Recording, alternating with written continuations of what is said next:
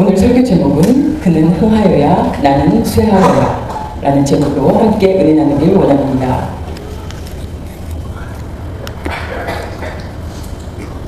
느낌이 조금 어색한데요. 우리가 사회생활할 때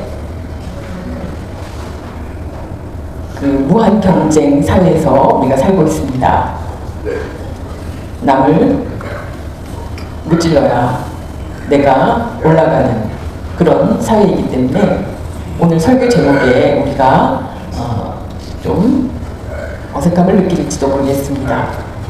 또한 자기 PR 시대이기도 합니다. 요즘은 자기를 자랑해서 내가 뭘 잘하는지 자기의 훌륭한 점을 PR하는 시대이기 때문에 오늘 설교 제목은 좀 맞지 않는 것 같은 느낌입니다. 오늘 우리 사회는 너무나 심하게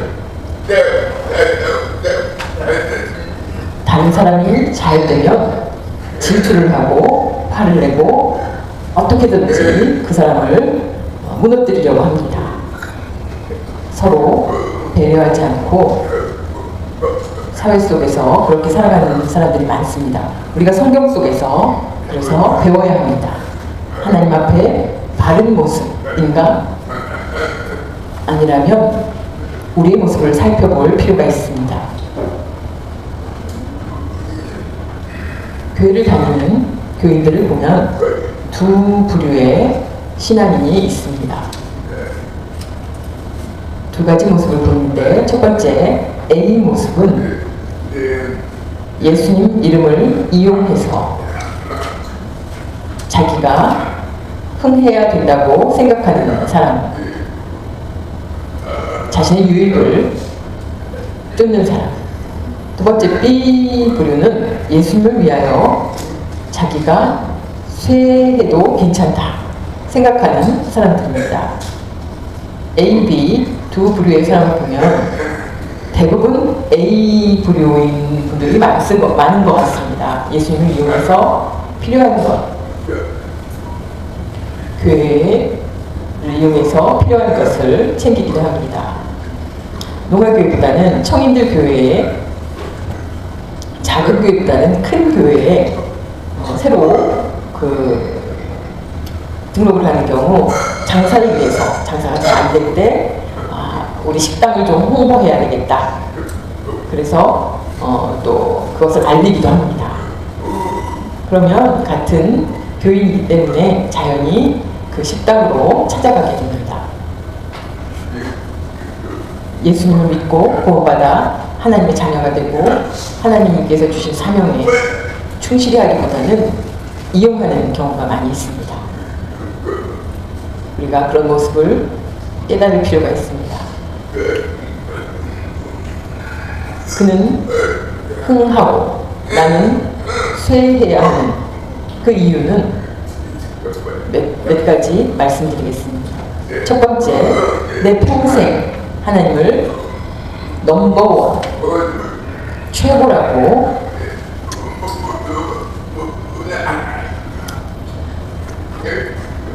숫자 중에 첫 번째 숫자 최고라는 뜻입니다.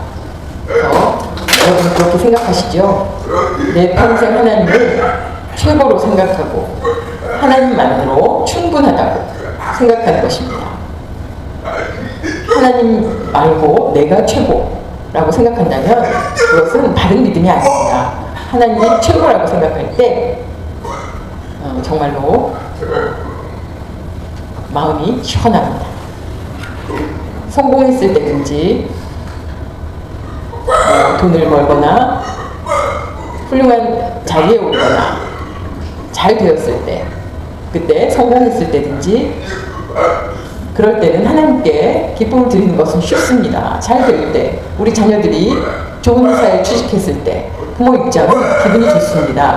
하나님 감사합니다. 하나님 감사합니다.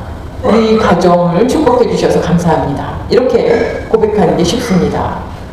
그러나 실패했을 때, 사업에 망하거나 병들거나 무슨 문제를 만났을 때 하나님께 기쁨을 드릴 수 있겠습니까? 쉽지 않습니다. 왜 하나님 왜 우리 가정에 이런 일이 하면서 불평이 자연히 생기게 됩니다. 기쁠 때는 감사하지만 잘 안 될 때는 불평과 원망이 자연히 생기게 됩니다. 우리가 하나님의 자녀면 그런 것과 관계없이, 성공과 실패와 관계없이 기쁨을 드려야 합니다. 하나님이 최고이시기 때문입니다. 그러면 성공과 실패와는 관계가 없습니다. 하나님께서는 우리의 아버지 되시고 천지를 만드신 분, 돌보시는 분, 정말 섬세하게 우리를 지키시는 분입니다. 나의 실패를 외면치 않으십니다. 반드시 그 안에 하나님의 뜻이 있고 실패했을 때라도 하나님의 계획이 있기 때문에 우리는 하나님께 맡기고 기쁨을 드릴 수가 있습니다. 그러십니까? 우리가 잘 될 때든지 잘 안 될 때든지 하나님께 영광을 돌리는 것은 당연한 일입니다. 하나님께 영광을 돌리는 것은 하나님이 최고라고 말하는 것과 같습니다. 하나님께 영광을 돌릴 때 우리가 온전히 하나님께 영광을 드려야 하는데 때때로 왜 나에게 박수를 치지 않느냐 이렇게 생각하는 사람들이 있습니다. 우리가 아까 찬양 정말 잘 하셨죠? 그것은 모두 하나님께 찬양 올리는 것입니다. 그런데 내가 그 박수를 받고 싶다면 그것은 맞지 않는 것입니다. 아멘. 오직 하나님만 최고이십니다. 그러면 우리 모든 상황은 아무 관계가 없고 문제가 없습니다. 이용규 선교사님이 계십니다. 이분은 아주 훌륭한 분입니다. 미국에서 하버드 대학교를 졸업하셨습니다. 아주 훌륭한 박사님이신데 최고의 학자인데 회사나 어느 곳에서 초빙하려고 했는데 다 거절했습니다. 나는 선교사로 가고 싶다. 사람들이 깜짝 놀랐습니다. 아니 그렇게 공부를 많이 했는데 이제 돈을 벌고 성공해야 되는데 하나님을 위해서 선교사가 되고 싶다고 하셨습니다. 결국 어디로 갔냐면 몽골로 가서 울란바토르에서 교회를 개척하고 가르치고 전도하고 정말로 정성껏 기도로 사역을 하셨습니다. 오늘 자매가 경험한 이야기입니다. 이 선교사님이 매주 모여서 예배를 드리는데 어느 날 자매가 주일 예배에 땀을 흘리면서 왔습니다. 선교사님이 볼 때 무슨 일이 있는가? 막 숨을 헐떡이며 왔습니다.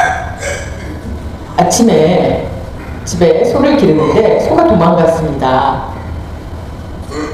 그래서 소가 어디 있는지 찾다가 시간이 늦어져서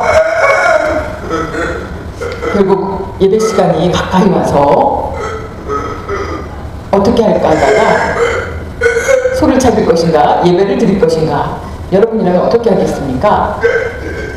소를 찾는 일 때문에 예배에 빠질 수는 없다고 생각해서 시간이 부족하네 그러면서 교회까지 막 뛰어왔습니다. 그래서 땀을 흘리며 도착한 것입니다. 선교사님이 그 이야기를 듣고 감동을 받았습니다. 정말 하나님이 최고로 생각하는 자매이구나. 그 소를 잃어버려도 괜찮다. 할 수 없다. 생각하고 예배에 온 것입니다. 그런데 예배가 끝나고 보니까 집으로 그 소가 간 것이 아니라 교회에 그 소가 도착했습니다.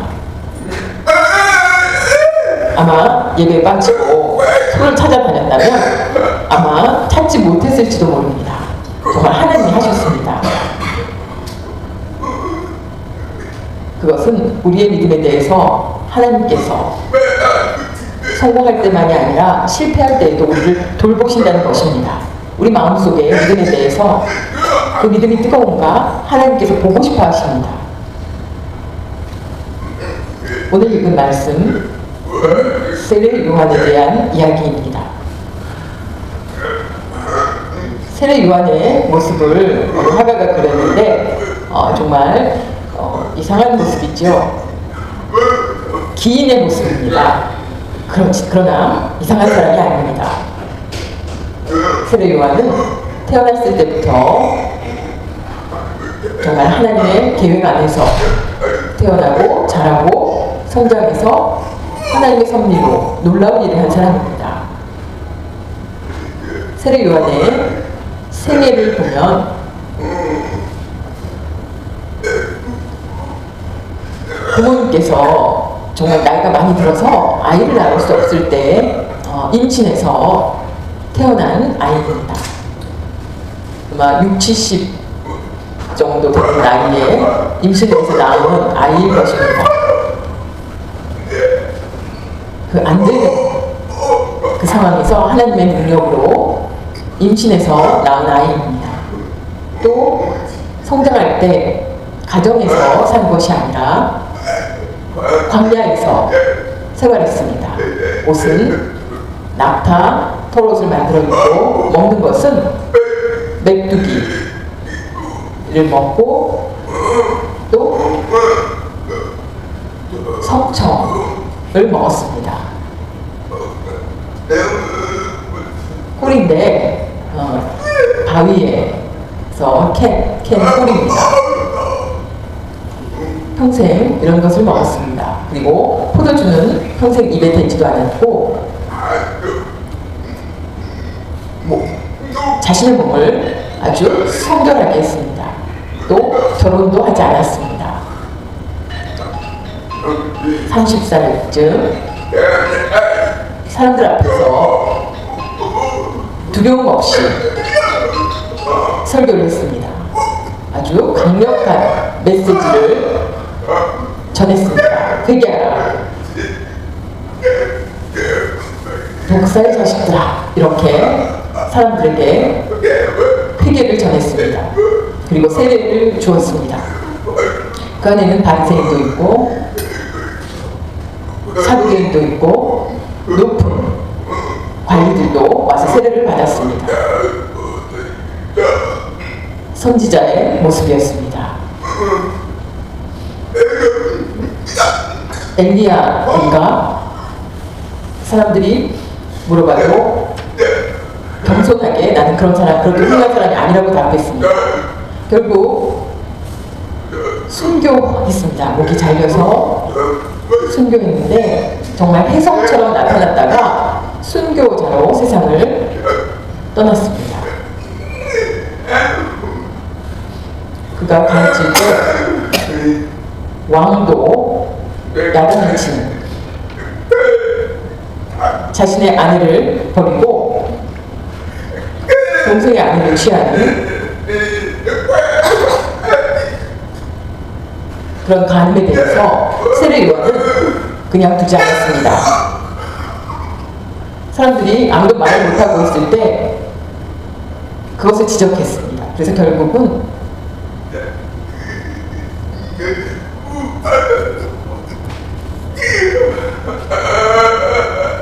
그 동생 딸이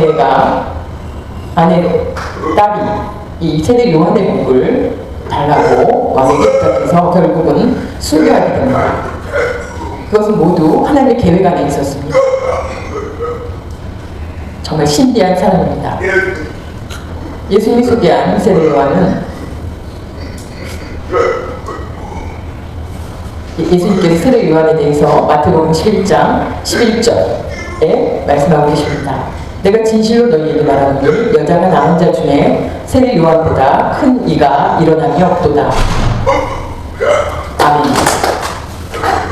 예수님께서 이렇게 말하신 뜻은 세상에 모든 사람 가운데 세례 요한 같은 사람은 없다는 것입니다. 그를 따를 자가 없다는 것입니다. 아주 큰 자라는 의미입니다. 세례 요한에 대해서 인정하고 칭찬하시는 말씀입니다.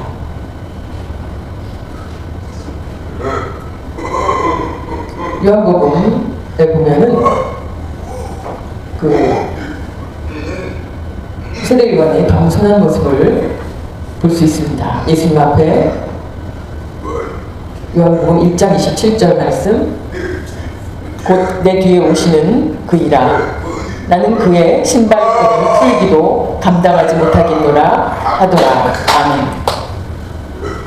세례 요한이 예수님을 만났을 때 나는 지극히 낮은 자라는 것, 나는 그의 신발끈을 풀기도 감당하지 못한다는 예수님을 높이는 그런 겸손한 모습을 보였습니다. 정말 어울리지 않는 모습이었지만 세례 요한의 훌륭한 인품을 볼 수 있는 대목입니다. 세례 요한은 스스로 고백합니다. 내가 세상에 태어나 사는 것은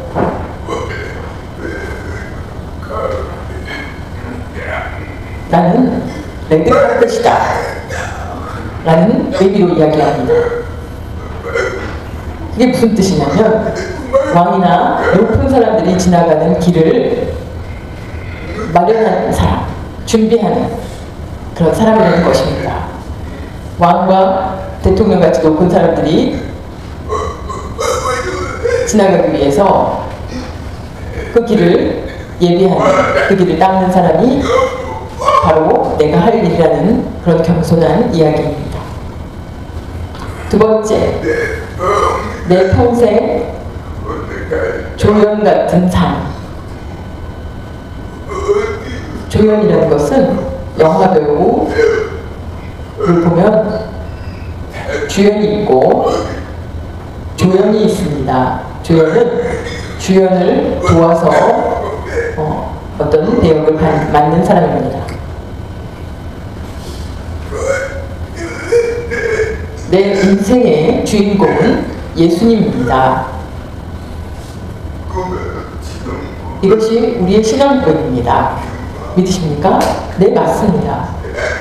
우리 인생의 주인공은 예수님이십니다. 그렇기 때문에 우리는 예수님을 도와서 조연 같은 삶을 살아야 합니다. 예수님 중심으로 예수님만 돋보이면 되는 것입니다. 예수님을 밀어내고 내가 주인공이 되면 곤란합니다. 예수님 중심으로 예수님을 도와서 사는 것이 우리들의 역할입니다.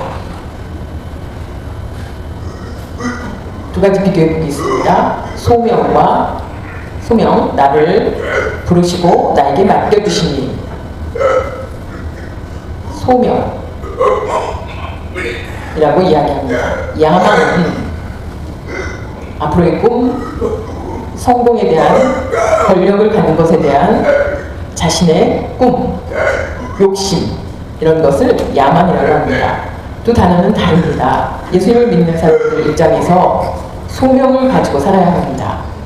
하나님이 불러주시고 맡겨주신 것에 충성하는, 오직 하나님만, 예수님만 높이며 사는 삶, 그런 삶이어야 하는데 예수님을 이용해서 자신의 꿈을 이루려는 그런 모습은 결국 그 야망을 이루려는 것은 결과적으로 완전히 다른 삶을 가져옵니다. 이 그림은 세례 요한에 대한 그림입니다. 아까 말씀드린 것처럼 사람들에게 설교를 했는데 또 세례를 주었습니다. 그들에게, 많은 사람들에게 세례를 주었습니다. 그때 문제가 일어났습니다. 어떤 문제냐면 세례 요한에게 세례를 받으려고 많은 사람들이 모였는데 예수님께서도 세례를 베푸셨습니다. 가까운 곳에서 예수님도 세례를 베푸셨는데 사람들이 예수님께 세례를 받으러 가는 사람들이 있었습니다. 요한은 가만히 있었지만 세례 요한의 제자들은 우리에게 세례 받을 사람을 예수님께서 뺏어간다고 생각을 했나 봅니다. 그래서 세례 요한의 제자들이 불만을 나타냈습니다. 우리에게 올 사람들이 많이 예수님께로 갔다고 이야기합니다. 요한복음 3장 26절. 그들이 요한에게 가서 이르되 랍비여 선생님과 함께 요단강 저편에 있던 이 곧 선생님이 증언하시던 이가 세례를 베풀매 사람이 다 그에게로 가려이다. 아멘.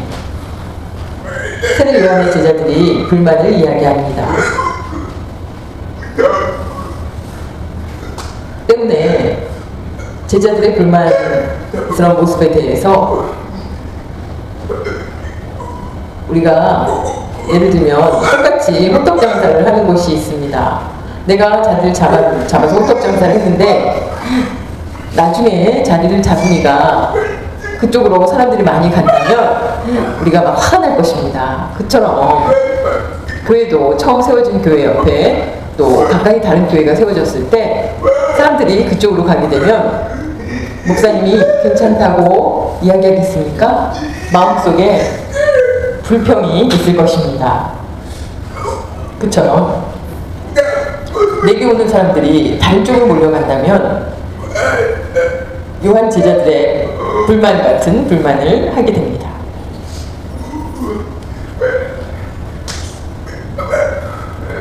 아마 세례 요한의 제자들이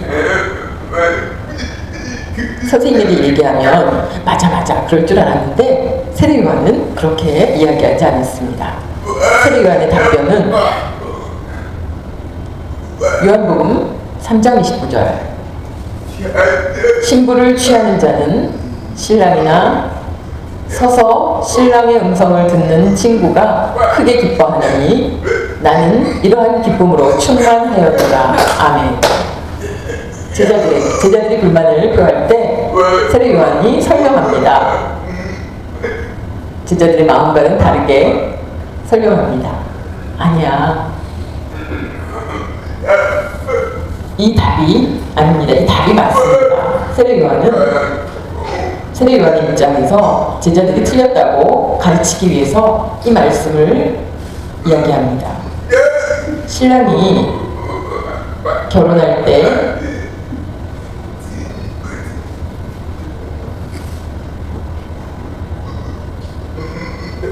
또 그 신랑 신부를 돕는 들러리가 있습니다.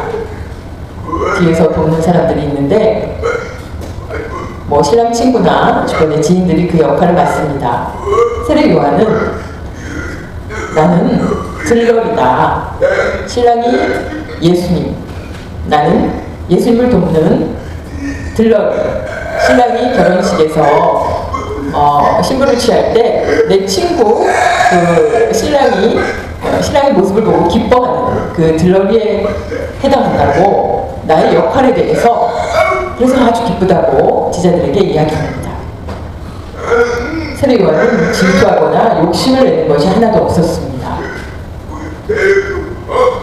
예수님께로 많은 사람들이 세례를 받으러 갈 때도 너무 기뻐했습니다. 하나님의 아들, 하늘에서 온 분이라는 것을 인정했습니다. 그래서 그쪽으로 가는 것에 대해서 당연하게 생각했습니다. 정말 대단한 사람입니다. 그 기쁨이 세례 요한의 기쁨을 우리도 체험해야 합니다. 주연인가 조연인가 우리가 때때로 착각할 때가 있습니다. 주연은 예수님, 조연은 세례 요한인 것처럼 바로 우리도 그 조연의 역할을 해야 합니다. 이게 바뀌어진다면 예수님의 얼굴보다 내 얼굴이 더 빛난다면 그것은 맞는 일이 아닙니다. 이 사진에 보면 결혼식 때 아이들이 들러리를 섭니다. 세례 요한도 이렇게 신랑을 보고 기뻐하는 역할을 했습니다. 아까 읽었던 오늘 말씀 제목처럼 그는 예수님은 흥하여야 하겠고 나는 쇠하여야 하리라 하니라. 예수님만 흥하고 예수님을 보고 기뻐하며 그런 마음 우리도 가지시기 바랍니다. 만약 그렇게 산다면 하나님께서 축복하십니다. 큰 은혜를 입혀주십니다. 세 번째, 내 평생의 기득권을 포기하는 것입니다. 기득권이라는 것은 내가 먼저 자격이 있는데, 내가 권리가 있는데 라는 말입니다. 그런데 그것을 포기할 필요가 있습니다. 예수님과 세례 요한의 차이가 있습니다. 두 분은 친척 사이입니다. 육촌각입니다. 엄마들 사이에 엘리사벳과 마리아가 만났을 때 엘리사벳이 먼저 임신을 해서 아기를 가지고 있었습니다. 세례 요한이 6개월 먼저 출생했습니다. 육촌 형 되는 사람입니다. 또한 세례 요한의 아버지는 제사장이었습니다. 아버지가 죽으면 제사장의 역할을 맡을 수 있었습니다. 예수님의 아버지는 목수였습니다. 제사장과는 비교가 안 되는 직업을 가지고 있었습니다. 또 요한이 예수님께 세례를 행했습니다. 예수님이 세례 요한에게 세례를 받았습니다. 또 하나님 나라를 세례 요한이 먼저 하나님 나라를 전파하기 시작했습니다. 겉모습만 보면 세례 요한이 훨씬 더 훌륭한 조건을 가지고 있지만 세례 요한은 나는 쇠하여야 되는 사람이라고 고백합니다. 예수님께서는 하나님이시기 때문입니다.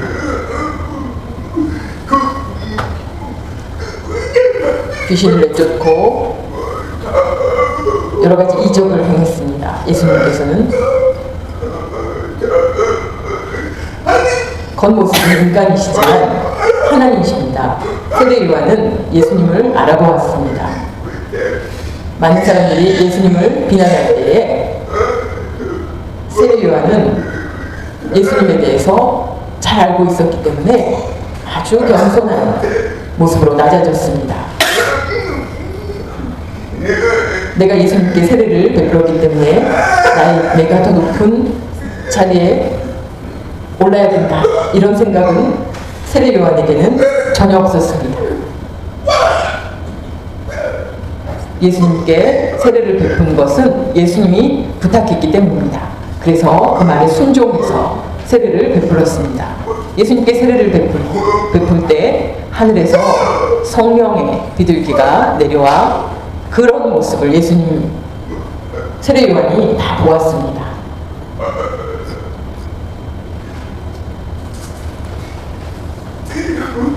침례와 세례가 있습니다. 침례라는 뜻은 물속에 들어갔다가 나오는 것이고, 세례는 물을 이렇게 뿌리는 식을 세례라고 합니다.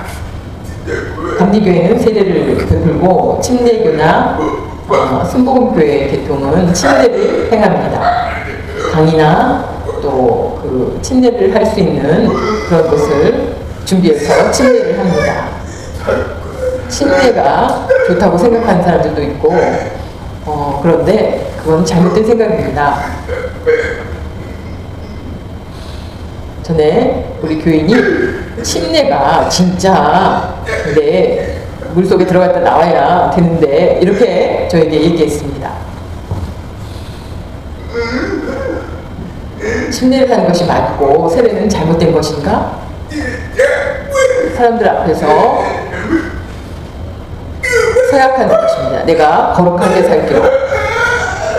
그런데 세례를 한다고 그것이 변하겠습니까? 똑같습니다. 똑같이 사람들 앞에서 새로운 사람이 되는 것을 확증하는 시간입니다.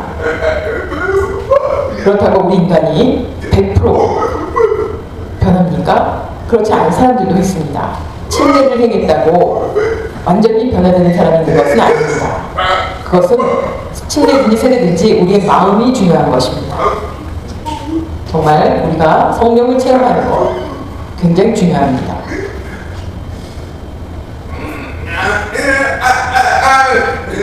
세례보다 침례가 중요하다고 생각해서 세례 받은 후에 또 침례를 받는 분들도 있습니다. 그러나 세례는 한 번뿐입니다. 세례든지 침례든지 동일하기 때문에 한 번만 받으시면 됩니다. 에베소서 4장 5절 주도 한 분이시요 믿음도 하나요 세례도 하나요 아멘. 또 세례를 여러 번 받을 수 있습니까? 세례를 좋아해서 내가 수십 번 받는다고 내가 바뀝니까? 아닙니다. 재밌는 이야기는 이스라엘의 선지 순례를 가서 이스라엘의 그 요단강에서 그 요단강이 있는데 요단강에서 한국 사람들이 세례를 받은 사람들이 또 거기서 세례를 받고 싶다고 그런 사람들의 모습을 본 적이 있습니다. 전에 세례를 받았는데 그 예수님께서 세례를 받았던 그 요단강은 그냥 그것을 보는 것이지 그 강에서 세례를 받는다고 뭐가 변화되는 것은 아닙니다. 우리 사람들의 생각이 한계가 있습니다. 형식이 중요한 것이 아니라 마음이 중요한 것입니다. 그리고 모르는 사람이 하나도 없습니다. 이순신 장군과 거북선 우리들이 너무나 유명해서 잘 알고 있습니다. 1590년이면 약 480년 전에 이순신 장군이 일본 해군과 싸워서 이겼습니다. 명량 해전에서 우리나라 배는 13척, 일본 배는 330척이었습니다. 이렇게 싸웠는데 이길 수가 없는 전쟁이었습니다. 13척과 330척은 싸움의 상대가 되지 않았습니다. 그런데 이순신 장군의 전술로 거북선으로 유인을 해서 일본 배들이 그 바닷가에 들어와서 결국은 그 지형을 잘 아는 지형을 이용해서 많은 배들이 침몰했습니다. 일본 배. 그래서 결국 해전에서 승리했습니다.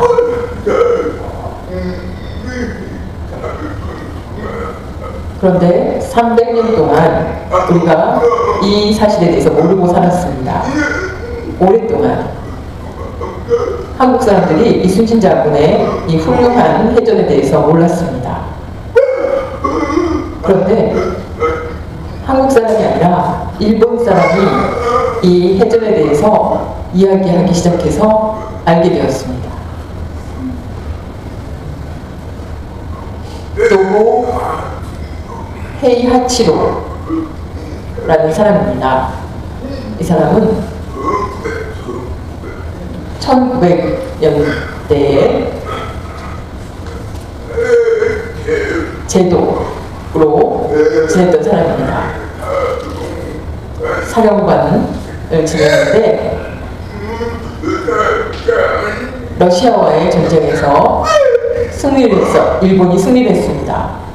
그래서 국민들의 추앙을 받았습니다. 이 도고 제독은 일본 모든 사람들이 칭찬하는 사람이었습니다. 그런데 이 사람이 역사 가운데 가장 존경하는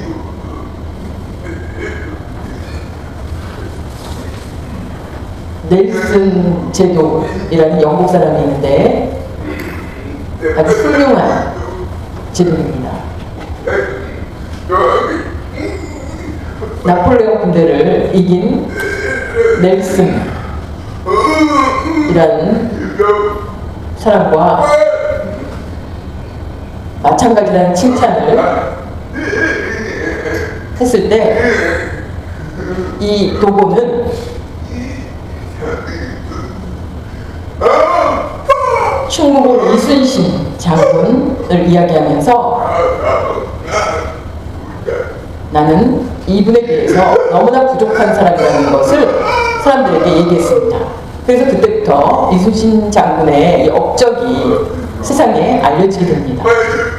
아마 이 사람의 이야기가 없었다면 이순신 장군의 그 명량 해전에 대해서는 세상에 알 수 없었을지도 모릅니다.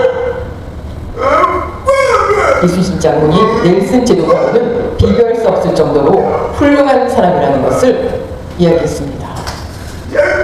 그런데 그 이야기를 한 사람이 일본 사람이었습니다. 그래서 좀 한국 사람 입장에서는 당황스럽습니다. 우리가 역사에 대해서 잘 모르고 있었던 것을 알 수 있습니다.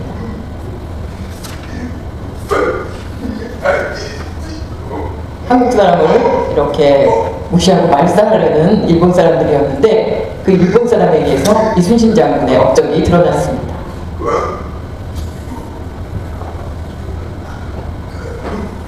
우리가 이런 모습을 보면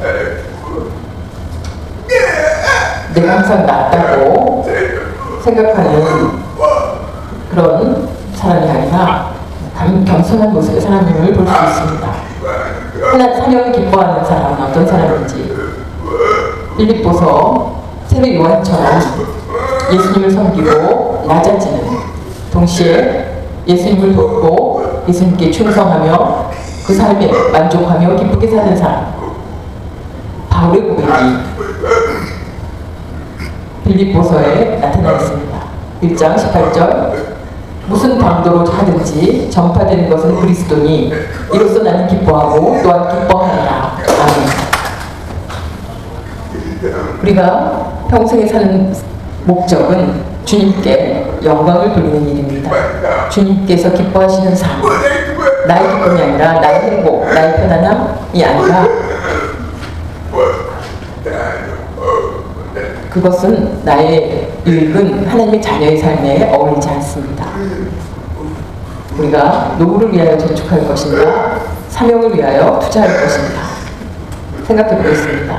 우리가 저축을 잘해서 그 재산을 가지고 편안하게 사는 것이 노후를 위하여 저축하는 것이고, 하나님 주신 사명을 위해서 투자하고 사용하는 것, 우리는 노후를 위하여 저축하는 삶입니다. 내가 나이 들어서 어떻게 살아? 내가 잘 저축해야지. 그래서 노후에 행복하게 살아야지. 틀린 말은 아닙니다. 맞습니다. 그러나 그것보다 더 중요한 것은 하나님이 주신 생명, 하나님이 주신 사명을 위해서 아낌없이 투자하는 것입니다. 그것은 헛된 일이 아닙니다. 천국에 가서 큰 상급이 기다리고 있습니다. 자신을 위한 삶은 천국에 가서 아무런 상급을 받을 수가 없습니다. 미국에 어떤 부부가 있습니다.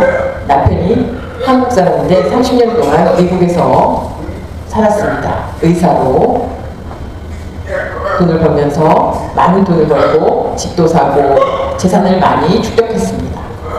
나이가 들어 은퇴를 했습니다. 그런데 부부가 서로 상의해서 앞으로 어떻게 살 것인가.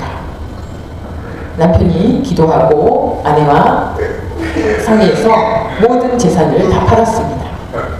한국으로 돌아가자. 그리고 해외 선교를 돕기 시작했습니다. 두 분이 서로 합의를 해서 중국과 몽골에 교회를 세웠습니다. 그리고 도왔습니다. 정말 그런 모습을 보면 정말 대단합니다. 그 재산을 가지고 땅을 사고 편안하게 그런 삶, 안락한 삶보다 사명을 위해서 투자하는 삶이 훌륭합니다. 주님을 위해서 아낌없이 사용하는 것, 하나님을 위해서 사용하는 것이기 때문에 사명을 위해서, 주님을 위해서 충성하는 모습, 오늘 이제 추석 명절을 맞아 우리가 너무 즐거워서 잘 먹고 노는 것이 아니라 하나님이 최고라는 생각으로 하나님께 기쁨을 드리는 그런 삶으로 여러분 이 세상에서 승리하시기 바랍니다.